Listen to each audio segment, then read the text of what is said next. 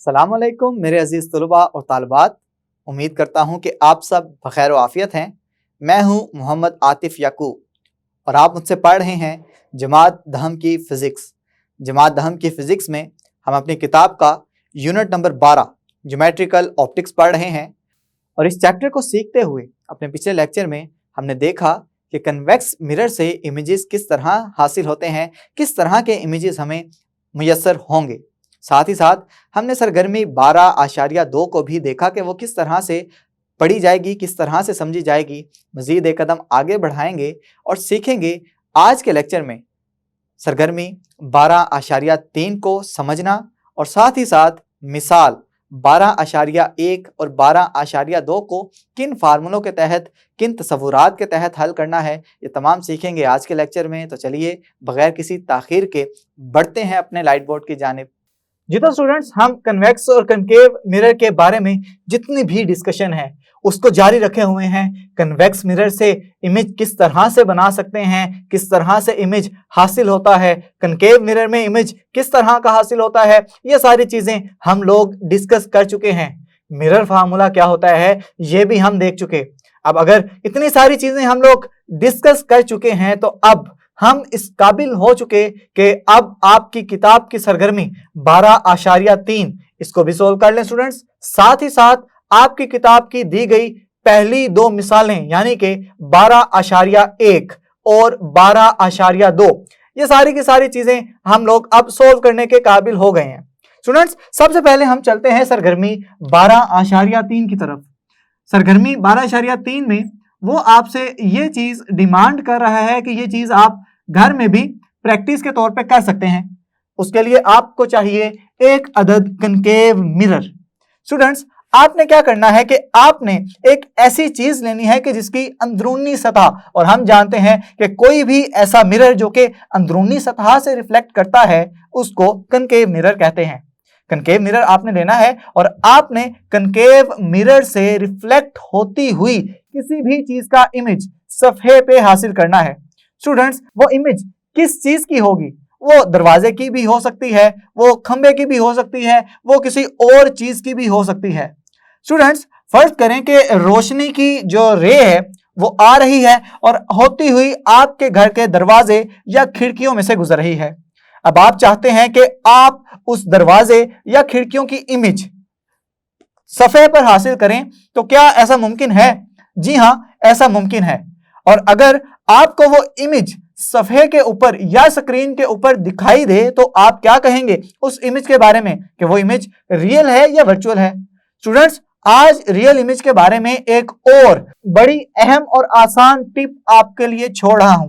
वो टिप ये है कि अगर किसी भी ऑब्जेक्ट या जिस्म का इमेज हम स्क्रीन पे या किसी पेज पे हासिल कर सकें तो हम कहेंगे कि उस ऑब्जेक्ट का या जिस्म का इमेज रियल बनेगा। तो हम चूंकि उस दरवाजे या अलमारी का इमेज अपने किसी भी पेपर पे हासिल कर सकते हैं तो वो वाला इमेज रियल होगा।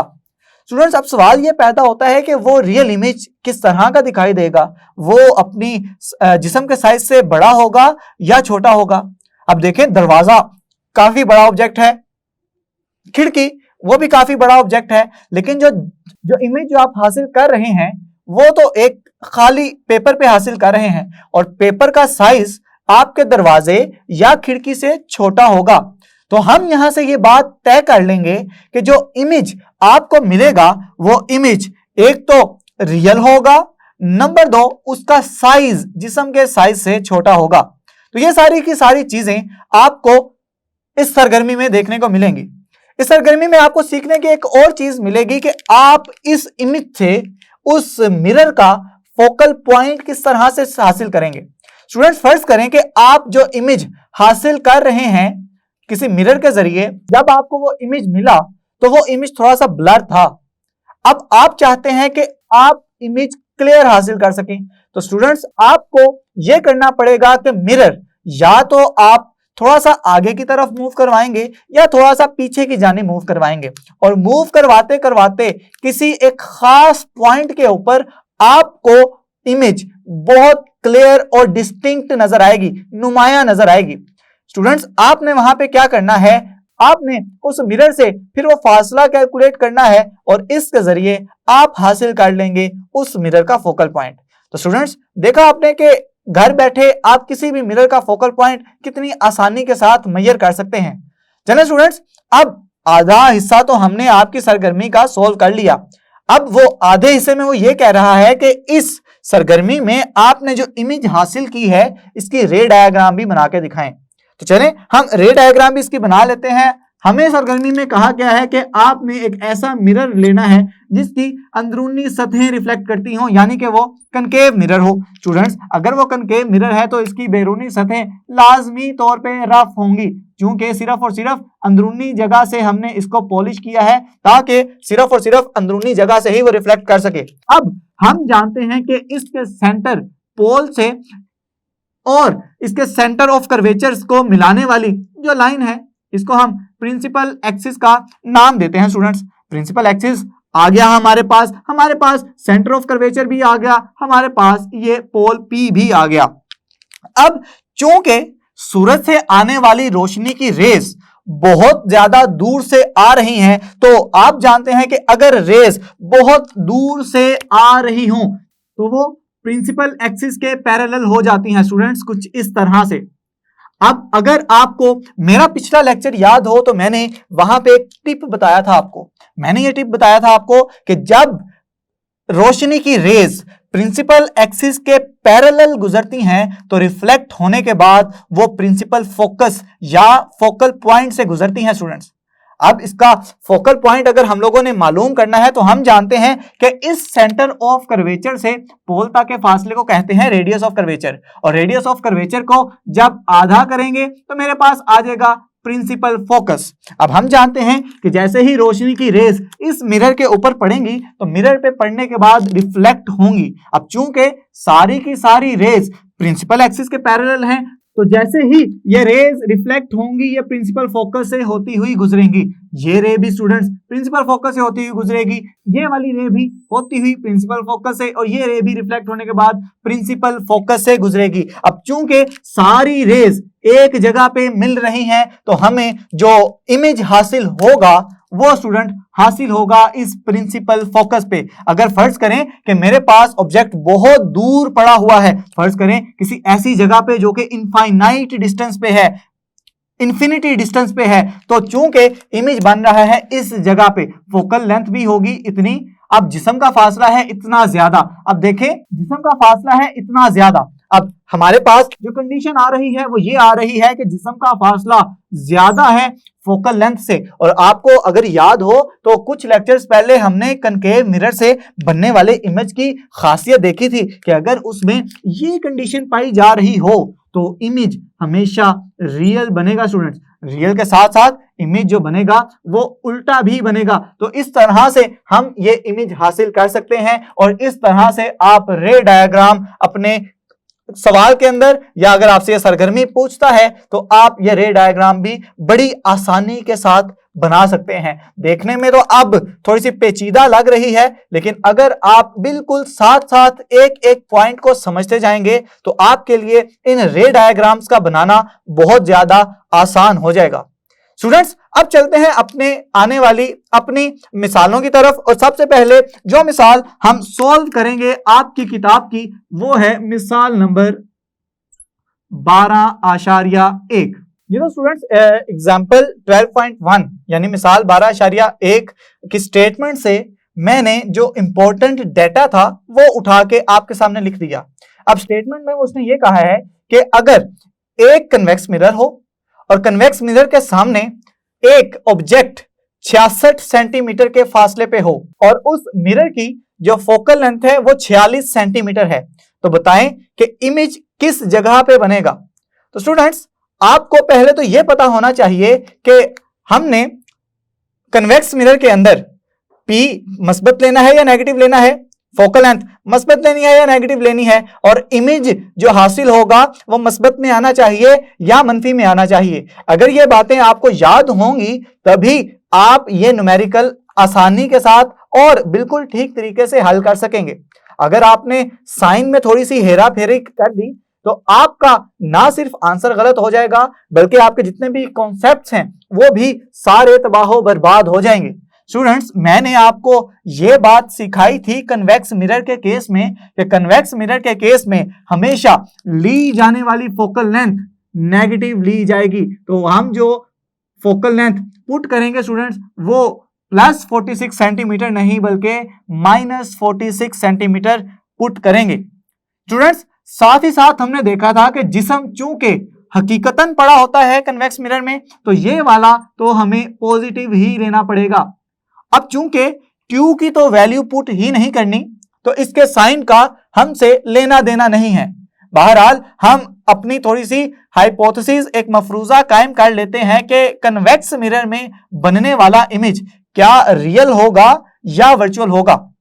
तो स्टूडेंट्स, आपने आंखें बंद करके जहां पे भी आपने कन्वेक्स मिरर का लफ्ज देखा आप वहां पे बगैर सोचे समझे एक बात कह देंगे कि इससे बनने वाला जो इमेज होगा वो हमेशा वर्चुअल इमेज होगा। और स्टूडेंट्स, वर्चुअल इमेज की निशानी क्या बताई थी मैंने? वर्चुअल इमेज की निशानी ये है कि उसका जो Q यानी कि इमेज का जो भी वैल्यू आएगी उसके साथ मनफी का निशान लाजमी होगा।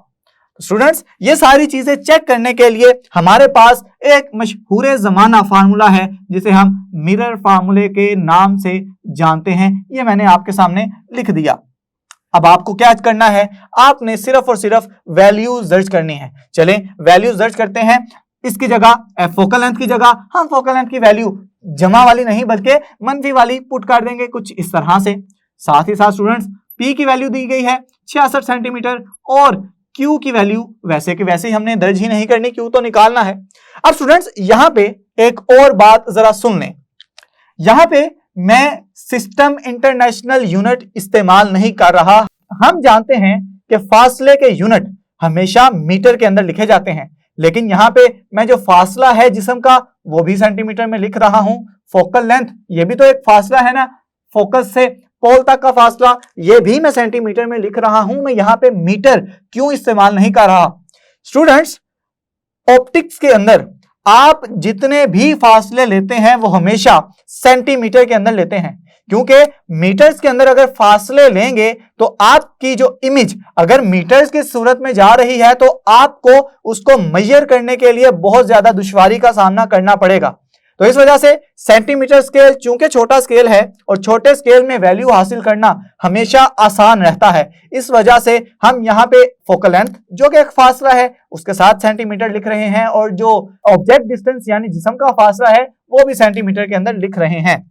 चलें स्टूडेंट्स, अब इसके हल की जानिब मजीद बढ़ते हैं आगे। हम इस पे यहाँ पे लिखेंगे कि हमें चूंकि Q की वैल्यू चाहिए तो मैं यहाँ पे लिख दूंगा -1/46 1/66। इधर आके ये भी माइनस हो जाएगा और साथ बाजेगा 1/Q।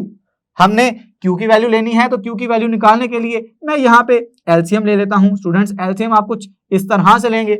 अब जैसे ही आपने एलसीएम लिया ऊपर इधर बाज जाएगा -66 और इधर बाज जाएगा -46 और 1/Q वैसे का वैसे ही लिखा रहने देंगे। मजीद अपने हल को आगे बढ़ाते हैं तो -66 -46 ये जमा होके बना देंगे -112 और साथ नीचे आ जाएगा 3036 और 1/Q वैसे का वैसे ही। क्या मुझे 1/Q की वैल्यू चाहिए? स्टूडेंट्स, हरगिज नहीं, मुझे तो Q की वैल्यू चाहिए। तो Q की वैल्यू लेने के लिए मैं इन दोनों वैल्यूज को उलट दूंगा तो मेरे पास ये वैल्यूज कुछ इस तरह से हासिल हो जाएंगी और माइनस का साइन वैसे का वैसे ही। अब जैसे ही आप कैलकुलेटर से इसको हल करेंगे तो आपके पास आंसर आएगा 27 सेंटीमीटर का। स्टूडेंट्स, हमने साथ माइनस साइन लगाना नहीं भूलना क्योंकि ये माइनस साइन ही इस पूरे न्यूमेरिकल की जान है। जी स्टूडेंट्स, हमने पहले मफरूजा कायम किया था कि कन्वेक्स मिरर है तो इमेज बनेगा वर्चुअल। इमेज वर्चुअल की निशानी क्या है कि जो इमेज का फासला होगा वो मनफी साइन के साथ लिखा जाएगा। और आप देख सकते हैं कि जो हम लोगों ने निकाला अपना जवाब वो मनफी साइन में आ रहा है। इसका मतलब क्या हुआ स्टूडेंट्स? इसका मतलब यह हुआ कि जो इमेज है वो 27 सेंटीमीटर के फासले पे बनेगा और साथ ही साथ इमेज वर्चुअल बनेगा। तो हम जानते हैं कि जब हम न्यूमेरिकल पूरा कर लेते हैं तो हम एक मजीद हेडिंग लिखते हैं यहां पे, और हेडिंग में हम ये सारी चीजें कंक्लूड करके लिखते हैं कि हमने इस न्यूमेरिकल से क्या क्या चीजें अखज की। तो हमने यहां से दो चीजें अखज की। एक तो हमने बताया कि जो इमेज है वो 27 सेंटीमीटर के फासले पे बनेगा। नंबर 2 कि जो इमेज होगा बनने वाला वो वर्चुअल बनेगा। तो स्टूडेंट्स, ये दोनों चीजें जब आप नतीजे के अंदर लिख लेंगे तो एग्जामिनर यानी कि जो पेपर चेक करने वाला होगा उसे ये अंदाजा हो जाएगा कि स्टूडेंट्स के कॉन्सेप्ट बहुत स्ट्रॉन्ग है, उसने चीजें बड़ी अच्छे तरीके से समझी हुई हैं, तो वो आपको बखुशी नंबर दे देगा। अब बढ़ते हैं अपनी अगली मिसाल 12.2 की जानिब। मिसाल उसी नौयत की है लेकिन यहां पे एक छोटा सा फर्क है। कन्वेक्स मिरर की जगह कनकेव मिरर आ गया, यानी कि अब यहां पे जितनी भी वैल्यूज हैं वो कनकेव मिरर के लिहाज से हम इस्तेमाल करेंगे। स्टूडेंट्स, वो कह रहा है कि कनकेव मिरर के सामने अगर 6 सेंटीमीटर के फासले पे कोई जिस्म पड़ा हुआ है, फोकल लेंथ उस मिरर की 10 सेंटीमीटर है, तो बताइए कि बनने वाला इमेज किस फासले पे बनेगा और उस इमेज की नौयत क्या होगी, वो इमेज रियल होगा या वर्चुअल होगा। अब कन्वेक्स के केस में तो हमने बड़ी आसानी के साथ ये मफरूजा कायम कर लिया था कि हमारे पास इमेज हमेशा वर्चुअल बनता है, लेकिन कनकेव के केस में हमने दो केसेस देखे हैं, रियल इमेज वाला भी और वर्चुअल इमेज वाला भी। अब अगर हमने यहां पे मफरूजा कायम करना है तो देखें जिस्म कहां पड़ा हुआ है स्टूडेंट्स, 6 सेंटीमीटर के फासले पे, फोकल लेंथ कितनी है, 10 सेंटीमीटर की है। तो अब जरा अपना इल्म जितना भी है आपका वो जरा निकालें अपने अंदर से बाहर और सोचें कि क्या होगा। कंडीशन यहां पे क्या बन रही है, कंडीशन ये बन रही है कि जो P है वो लेस देन है फोकल लेंथ के। तो स्टूडेंट्स, आप अच्छी तरह से जानते हैं कि ऐसे सूरत में हमारे पास जो इमेज आता है वो कौन सा हासिल होगा, वर्चुअल इमेज हासिल होगा। स्टूडेंट्स, हमें अगर वर्चुअल इमेज हासिल होगा तो इसका क्या मतलब है, इसका मतलब यह है कि जो Q है इसका साइन दोबारा से नेगेटिव होना चाहिए। तो कैसे ये नेगेटिव होगा, चलें अभी देख लेते हैं हम लोग। तो स्टूडेंट्स, हम अपना मशहूर जमाना फार्मूला लगाएंगे, मिरर फार्मूला, जो कि लिखा जाता है 1/f बराबर है 1/p जमा 1/q। अब हम जानते हैं कि कन्वेक्स मिरर की फोकल लेंथ हमेशा पॉजिटिव ली जाती है, तो इधर जो फोकल लेंथ की वैल्यू लेंगे वो जमा 10 सेंटीमीटर ही लेंगे। ऑब्जेक्ट रियल है, जिस्म रियल है, तो जिस्म की वैल्यू भी पॉजिटिव में लेंगे।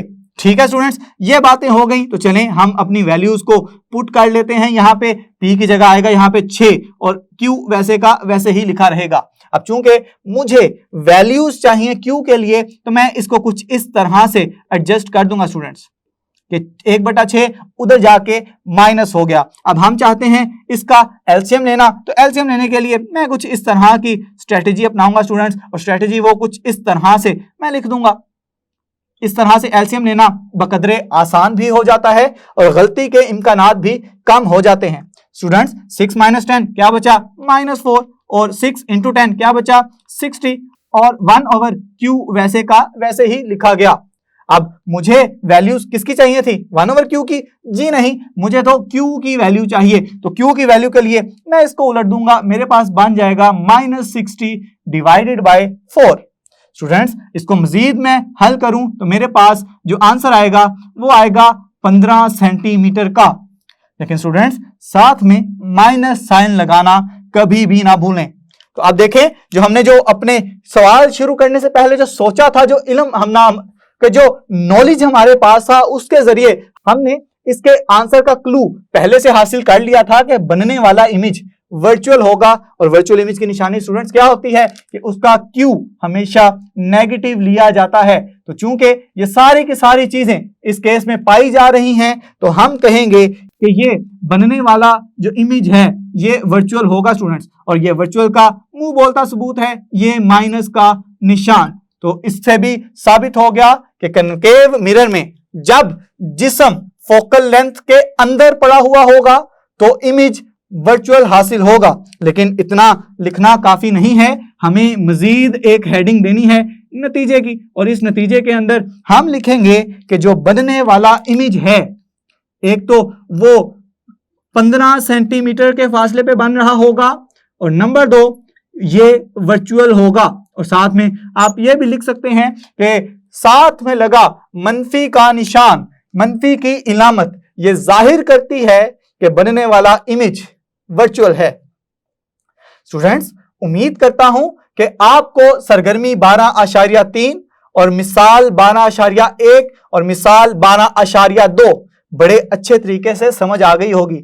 लेकिन स्टूडेंट्स, आपने इनको ऐसे ही सुन के रख नहीं देना, मजीद इसकी प्रैक्टिस करते जाएं, प्रैक्टिस के साथ साथ अपने नोट्स भी तैयार करते जाएं, ताकि आपके कॉन्सेप्ट्स मजीद स्ट्रॉन्ग हो जाएं और आपके नंबर ऐसे आसमानों की तरफ जाएं। तो स्टूडेंट्स, अपना बहुत सारा ख्याल रखें। मजीद अपनी डिस्कशन अपने आइंदा लेक्चर में हम करेंगे।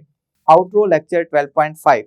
जी तो मेरे अजीज तलबा और तालबात, जैसे जैसे लेक्चर्स बढ़ते चले जा रहे हैं, आपके सीखने का जज्बा भी बढ़ रहा है, सीखने का अमल भी बढ़ रहा है। अब आज के लेक्चर में हमने सीखते हुए 12.3 सरगर्मी को सीखा और ये भी सीखा कि मिसाल 12.1 और 12.2 को किन फार्मूलों के तहत आपने हल करना है। ये तमाम सॉल्यूशंस, ये तमाम हल अपने नोट्स के ऊपर आप पेस्ट करते चले जाएं, ताकि आपको सारी चीज़ें ज़हन नशीन अच्छे तरीके से होती चली जाएं।